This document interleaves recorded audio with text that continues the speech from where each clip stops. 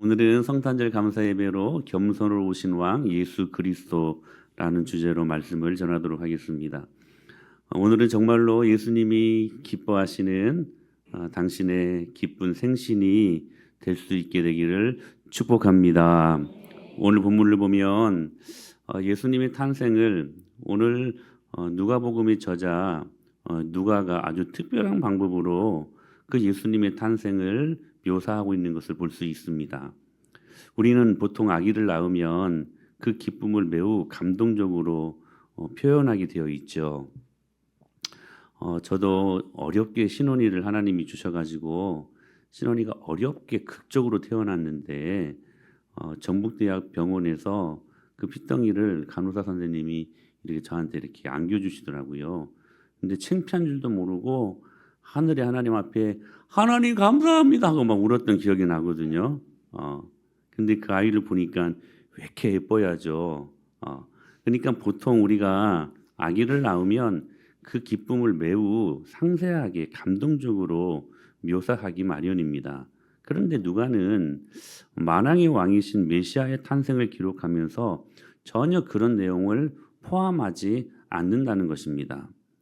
요셉과 마리아의 반응도 그렇게 상세하게 기록하지 않음을 볼 수 있습니다. 근데 여기에는 어떤 특별한 의도가 있는 것 같습니다. 누가는 지금 예수의 탄생이 역사적인 사실이었다라는 것을 강조하고 싶었던 것입니다. 그래서 개인적인 어떤 감정이나 그 소외나 이런 것들을 표현하지 않고 지금 누가는 예수님의 탄생의 역사적인 사실임을 강조하는 데에 오늘 이 글을 기록하고 있다는 사실입니다. 우리는 역사적인 사실을 기록할 때 객관적으로 서술하는 것이지 그것에 대한 어떤 느낌과 개인적인 이 글을 쓰고 있는 어떤 사람의 감정, 어떤 깨달음을 적지 않습니다. 언제 어디에서 어떤 일이 일어났는지에 대해서만 객관적으로 기록하는 것이 보통 역사를 기술하는 사람들의 표현 방식인 것이죠. 근데 누가는 예수님의 탄생을 지금 이러한 기법으로 해석하려고 했던 것입니다. 그러므로 누가의 이 기술 방법을 통해 우리는 몇 가지를 경험할 수 있는데, 첫째, 하나님께서 역사의 주인이시라는 것. 둘째, 하나님께서 약속하신 것들은 반드시 신실하게 이루신다는 것. 그리고 셋째, 마지막으로 하나님은 겸손으로 오신 분이라는 것을 우리가 이 본문을 통해 알 수 있게 된다는 사실입니다. 첫째, 하나님은 역사의 주관자이십니다. 1절에 보니까 이렇게 말씀하십니다. 같이 시작. 그때의 가이사. 자, 마리아가 천사를 통하여 수태고지의 소식을 듣고 한 6개월쯤 흘렀습니다. 그 시점에서 누가는 그때의 요셉과 마리아의 이름을 언급한 대신에 지금 누구의 이름을 언급하고 있습니까? 세계 역사의 중심이었던 가이사 아구스토의 이름을 대신 언급하고 있는 것을 보게 된다는 사실입니다. 이 아구스토는 로마의 초대 황제였습니다. 로마를 강력한 군사력을 가지고 로마 전체의 권력을 장악하고 그리고 최초로 전제 국가를 시작했던 왕이었습니다. 그의 양아버지는 우리에게 잘 알려진 율리우스 카이사르였습니다. 로마는 역사에 참 엄청난 나라였음을 우리는 알 수 있죠. 단식이 제국들로 아수르, 바벨론, 페르시아, 그리스를 이어서 이 세계 패권을 잡았던 나라가 바로 로마라는 나라였습니다. 바로 이 가이사 아구스토가 그 로마의 전체 제국의 최고 권력을 가졌던 왕이었다는 사실입니다. 로마가 차지한 땅은 남북한을 합친 영토의 25배였고 엄청나게 큰 나라였죠. 고대 국가 중에는 두 번째로 거대했던 대국이었습니다. 그 영토는 아프리카 대륙의 이집트 그리고 서남아시아의 이라크, 이스라엘, 시리아까지 그리고 로마, 그리스를 포함하여 유럽 등 세계의 대륙을 감싸고 있었고 신대륙이 발견되기 전까지 세계 역사의 중심지가 되었던 나라가 바로 로마라는 나라였다는 것입니다. 바로 그 대륙의 권력자가 바로 가이사 아구스토였다는 것입니다. 그러니까 지금 누가는 요셉과 마리아 대신에 지금 세계의 중심 나라였던 로마의 초대 황제였던 아구스토를 먼저 지금 언급하고 있다는 사실입니다. 이유가 뭘까요? 바로 예수님이 그 가이사 아구스토 때 태어나신 것 때문에. 우리 예수님은 역사적 사실로 존재하셨던 분이시라는 거. 그걸 알리기 위해서 이 가이사 아구스토를 지금 도구로 사용하고 계셨던 것입니다. 바로 이 역사적 인물, 그 아구스토 황제의 호적령이 떨어진 것입니다. 보통 호적, 인구조사하는 것이죠. 호적령은 두 가지 이유 때문에 합니다. 하나는 세금을 징수할 때, 또 하나는 군대를 징집할 때. 근데 이번 경우에는 세금을 징수하기 위해서 내린 호적령이었습니다. 이러한 정기적인 인구조사가 로마 제국 전역에서 일어났던 것입니다. 2세기 교부였던 클레멘트는 시리아에서 정기적인 인구조사가 있었다라고 기록하고 있습니다. 이 시리아는 당시 이스라엘 지역을 포함한 국가였습니다. 그러니까 역사적으로 이 호적령이 실제로 있었던 것을 말하고 있는 것이죠. 클레멘트는 시리아에서 처음 시행된 인구조사가 예수님의 탄생과 관련된 인구조사였다라고 기록하고 있습니다. 그러니까 누가는 첫째로 하나님께서 과거 역사에 실존하셨고 우리 인생 가운데 실제로 내려오셔서 인간사에 모든 것들을 주관하신 하나님이셨다. 역사적 팩트에 기반한 인물이었음을 강조하기 위해서 지금 가이사 아구스토를 설명하고 있었던 것입니다.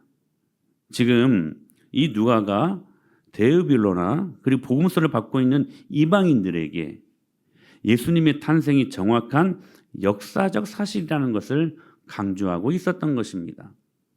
세계의 역사는 어찌 잘못 보면 지금 이 아구스토 자신을 온 세상의 주인이고 그리고 하나님의 아들이라고 주장하는 이 아구스토의 그 강력한 소원 안에 모든 것들이 좌지우지 되는 것처럼 보였지만 아마 그래서 사람들이 이 세상의 중심이 바로 이 아구스토다라고 말할 정도로 그는 정말 막강 권력을 갖고 있었던 사람이었습니다. 그래서 로마 제국의 평화를 공포하고 아구스토가 자신의 권력 아래 있는 수많은 백성들의 수혈을 세고 있었던 것. 그러니까 모든 역사의 중심이 아구스토를 통해서 이루어지는 것처럼 보였지만 그러나 누가는 세계의 중심부에서 일어난 일들과 상대적으로 유대 고을 작은 마을 베들레헴에서 태어난 한 아기의 탄생을 극적으로 연결하고 있었다는 사실입니다. 역사를 잘못 보면 그 아구스토가 세상을 쥐락펴락하는 사람처럼 보였을 것입니다. 근데 누가는 그 아구스토를 엑스트라로 예수 그리스도를 연결시키는 데에 그냥 엑스트라 정도로 이 아구스토를 지금 도구로 사용하는 것을 우리들에게 보여주고 있었다는 사실입니다. 그렇다면 그분은 어디에서 태어나셨을까요? 우리는 이 일들을 통해 약속에 신실하신 하나님을 볼 수 있게 됩니다. 4절로 5절까지의 말씀 읽어볼까요? 시작.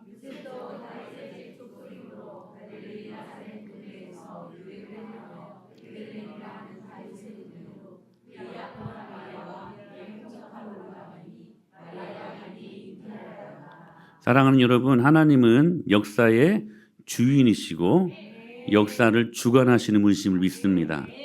아멘. 근데 그분은 역사의 주관자이시지만 약속에 신실한 분이시기도 하십니다. 여러분 보십시오. 요셉은 다윗의 후손이었습니다. 다윗의 후손이었기 때문에 호적을 하기 위해 당연히 베들레헴으로 그 호적이 있는 곳으로 가게 되어 있었습니다. 그들은 사마리아를 우회하면서, 이 사마리아는 이방인 개처럼 여겼기 때문에 직진하지 못하고 우회하면서 무려 145km를 걸어 베들레헴으로 가게 됩니다. 이게 만삭인 아내를 데리고 갔기 때문에 얼마나 많이 힘들었을까요? 뭐 자동차가 있었던 때도 아니고 그저 그냥 말 하나에 의지해가지고 때로는 걷고, 그래서 많은 시간과 많은 노력을 들여서 오르막길을 때로는 올라갔을 것이고 내려갔을 것이고, 여러분 베들레헴은 빵집이라고 하는 닉네임을 갖고 있지 않습니까? 그 베들레헴 비옥한 농경지가 있었고 풀로 뒤덮인 작은 마을이었지만 주민들은 무화과나무나 올리브나무, 감람나무죠. 그리고 포도원을 경작했고 수많은 양떼와 수많은 염소떼가 주변 골짜기에서 풀을 뜯고 있었던 아주 작은 그러한 고요한 마을이었습니다. 아구스의 명령에 따라 다윗의 자손 요셉과 마리아가 그렇게 베들레헴으로 갔던 것입니다. 여러분 이렇게 생각해 보지 않을 수 있을까요? 여러분 때로 이 예수님이 나사렛에서 태어날 수 있었잖아요. 예루살렘에서도 태어날 수 있었잖아요. 그리고 베들레헴으로 가는 여정 속에서 가는 동안에 태어날 수도 있었잖아요. 그러나 예수님은 어디서 태어나셨습니까? 베들레헴에서 태어나셨습니다. 이것은 베들레헴이 다윗의 동네라고 하는 점에서 매우 중요한 의미를 담고 있습니다. 왜냐하면 700년 전에 하나님께서 미가에게 예언하신 약속의 말씀이 있었기 때문입니다. 이 말씀이거든요. 같이 읽습니다. 시작. 베들레헴 에브라다야, 너는 유다 족속 중에 작을지라도 이스라엘을 다스릴 자가 내게서 내게로 나올 것이라. 그의 근본은 상고에 영원에 있느니라. 5절에 보면 이 사람은 평강이 될 것이라 라고 말씀하십니다. 하나님께서 약속하신 예언하신 대로 이스라엘을 다스리실 왕, 그분은 태초부터 계신 하나님, 메시아이시고 다윗의 언약을 지키기 위해 베들레헴에서만 나실 분. 지금 누가는 첫째는 역사를 주관하신 하나님, 이것을 강조하시면서 세계사에 존재하셨던 예수님을 지금 우리들에게 연결시켜 주셨지만 또 동시에 누가는 예수님의 탄생을 세계 역사에만 연결시켰을 뿐만이 아니라 이게 중요한 거예요. 하나님의 놀라운 구속사에 연결시키고 있었다는 것입니다. 하나님은 그 아들 예수를 우리에게 보내주셨는데 만왕의 왕 되시지만 그러나 저와 여러분들의 왕이십니다. 이 땅에서 기뻐하심을 받은 자들, 즉 그분의 예언대로 그분의 예정하심대로 구원받은 저와 여러분들의 왕이시라는 사실이에요. 세계 역사에만 존재하신 분이 아니라 그 하나님은 구속사로 저와 여러분들을 연결시키고 있다는 사실입니다. 이게 은혜입니다. 이 일들을 위해 주님은 약속을 신실하게 지키시기 위해 독생자 예수님을 우리에게 보내주시기까지 그 언약하심의 철저한 신실하심으로 저와 여러분들이 그 약속을 이루신 분이심을 우리는 믿습니다. 이게 웬 은혜입니까? 이게 웬 축복입니까? 세계를 주장하신 하나님이 오늘 여러분 각자 개개인들을 구원하시고 구원하신 하나님의 사람들을 사랑하시고 오늘 또 그 인생들 가운데 은혜를 부어주시고 그 은혜 안에 살아갈 수 있도록 오늘 또 하루를 기회 주심이 얼마나 감사하여 큰 축복인지. 근데 그분이요 저와 여러분들을 위해 어떻게 오셨냐면 이렇게 오셨습니다. 같이 6절 7절 말씀 시작. 거기 있을 그때에 해산할 날이 차서 첫 아들을 낳아 강보로 싸서 구유에 뉘었으니 이는 여관에 있을 곳이 없음이러라. 성경은 예수님이 태어나셨을 때 어떤 광채나 그리고 천사의 모습이 나타나거나 그리고 주변 사람들과 부모의 반응이 어떠했는지에 대한 설명이 없습니다. 그저 누가가 기록하고 있는 것은 자세한 상황을 이야기하고 있는 거예요. 뭐냐면 강보와 그리고 구유라는 사실입니다. 다른 개인적인 감정을 섞어서 표현하지 않고 지금 예수님이 태어난 그 상황을 두 단어 강보 그리고 구유라는 두 단어에 집중하고 있었다는 사실입니다. 우리가 알듯이 강보는 오늘날의 포대기입니다. 우리 옛날 어르신들 아이를 업고 그렇게 다닐 때 포대기 사용하지 않았습니까? 그 포대기 강보. 근데 구유는 뭐냐면 짐승들이 음식을 먹을 때 그 밥통, 즉 여물통입니다. 그들은 아기를 포대기에 싸서 건초를 넣는 그런 구유에 눕혔다는 사실입니다. 누가가 왜 이 부분에 주목하고 있을까요? 왜 광보, 왜 구유라는 단어에 지금 집중하고 있을까요? 이것은 이후에 목자들이 아기 예수님을 찾아오는데 중요한 표적이 되었기 때문에 그렇습니다. 이렇게 말씀하십니다. 오늘 다윗의 동네에 너희를 위하여 구주가 나셨으니 곧 그리스도 주시니라 라고 말씀하십니다. 특별히 그 앞에 이런 말씀이 있습니다. 너희가 가서 강보에 쌓여 구유에 누워있는 아기를 보리니 이것이 너희에게 표적이 되리라. 이것이 표적이 되었기 때문에 강보와 구유에 집중한 것입니다. 누가는 지금 베들레헴 외에 구체적으로 예수님이 어디서 태어났는지 더 자세하게는 언급하지 않습니다. 당시 지금 가축을 돌보는 곳으로 사용한 곳이 보통 동굴이었기 때문에 어떤 학자들은 동굴에서 예수님이 태어났다 이렇게 말하시는 분들도 계십니다. 근데 누가는 지금 그곳이 어디라고 구체적으로 말은 하고 있지 않지만 그곳에 여관이 없었다라는 것은 지금 언급하고 계십니다. 사람이 초라하게 남아 있을 수 있는 곳에서도 예수님이 거할 곳이 없었다는 것입니다. 이것이 누가가 기록하고 있는 예수님의 탄생 모습이었습니다. 우리는 가브리엘을 통해 예언된 메시아의 탄생을 이미 들은 적이 있지 않습니까? 그분은 큰 자고 그분은 높으신 지극히 높으신 이의 아들 되시고 다윗의 영원한 왕위를 갖고 계시고 무궁한 나라를 다스리실 왕. 엘리사벳이 그를 하나님이라고 불렀고 태중에서 세례 요한은 온몸으로 뛰며 즐거워했던 그 메시아다.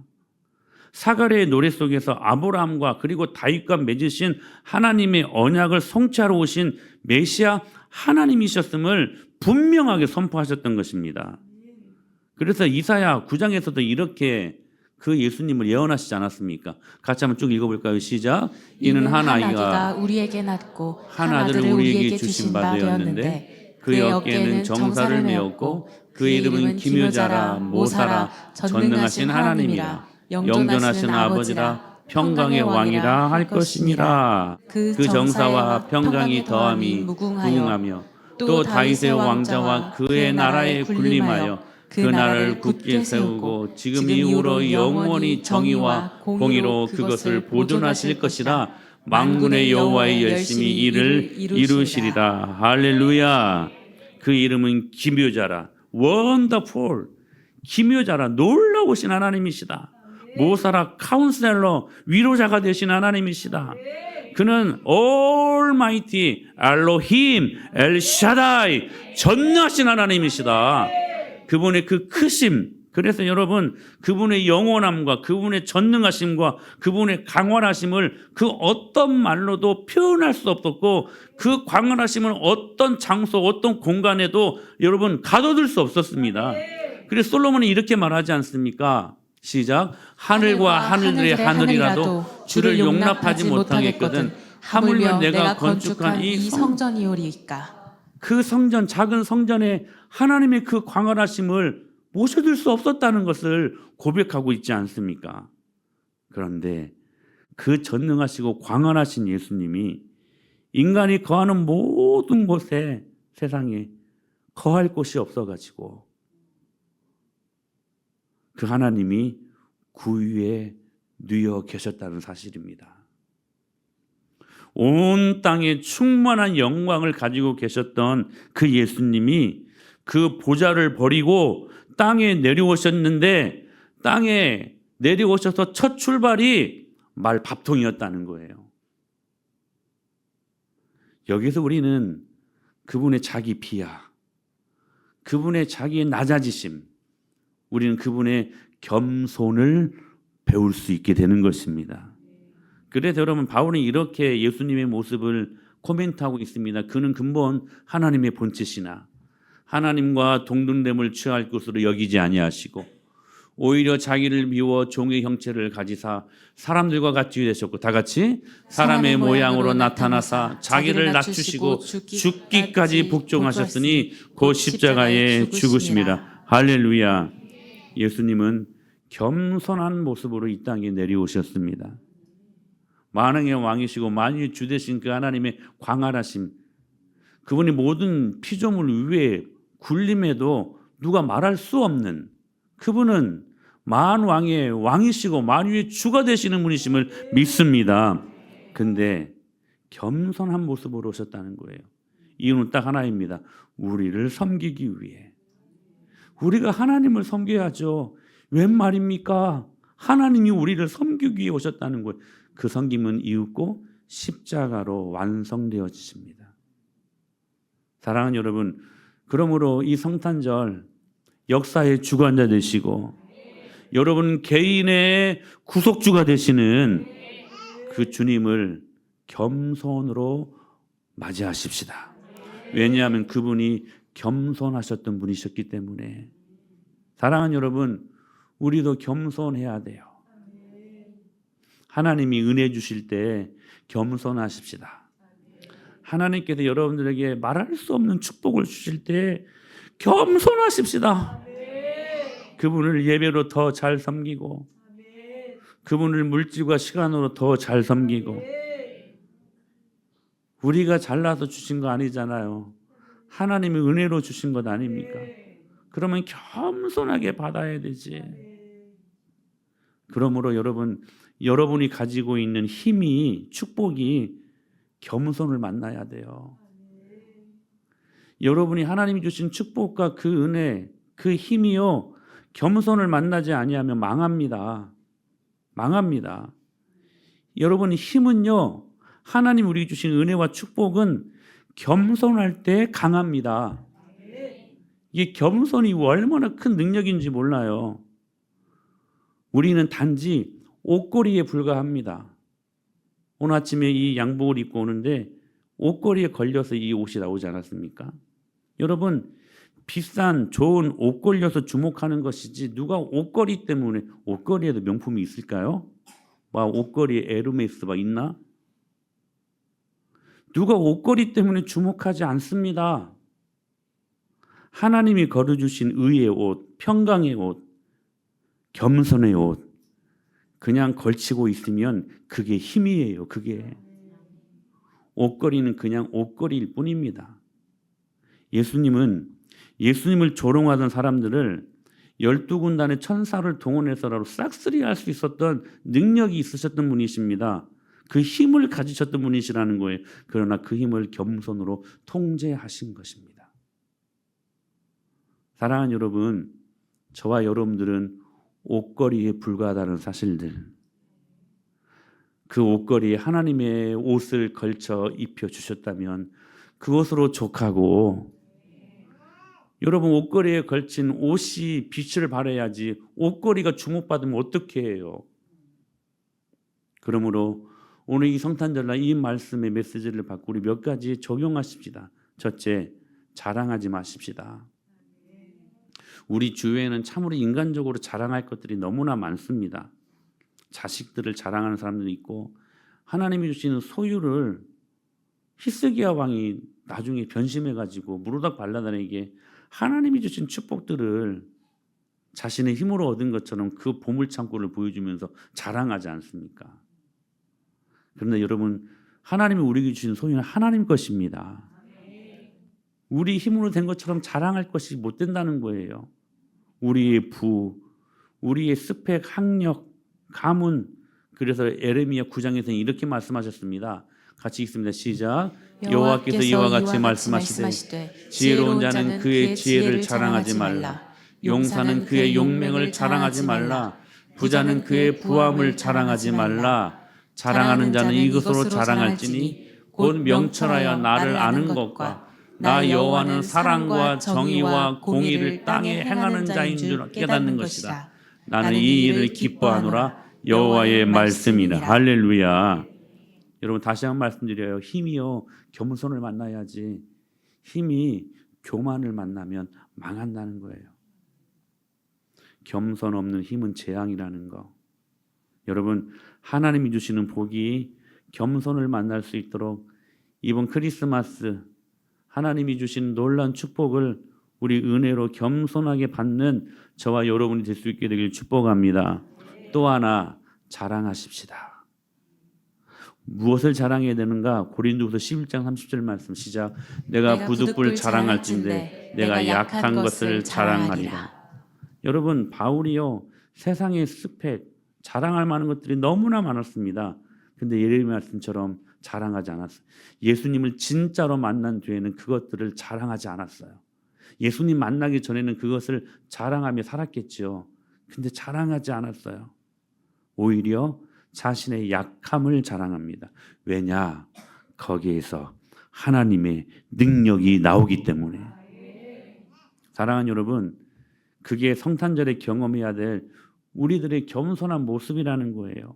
바울은 이 비밀을 알았기 때문에 로마서 1장에서 이렇게 고백할 수 있었습니다. 시작. 내가 복음을 부끄러워하지 아니하노니 이 복음은 모든 믿는 자에게 구원을 주시는 하나님의 능력이 됨이라. 먼저는 유대인에게요 그리고 헬라인에게로다. 할렐루야.